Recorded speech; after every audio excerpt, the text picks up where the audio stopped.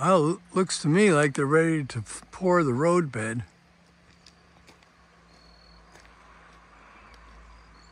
Got the forms in, look like they'll be on both ends now. And after they pour the road bed, they'll have to set up forms again to pour that side.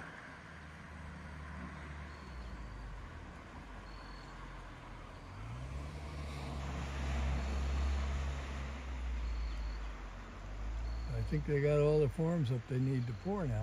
I wouldn't be surprised if they pour tomorrow.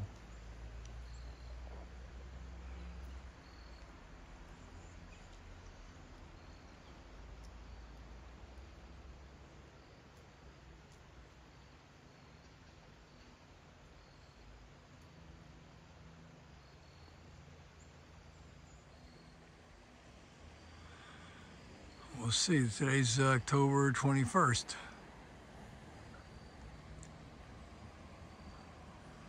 Around 5 p.m., a little after 5 p.m.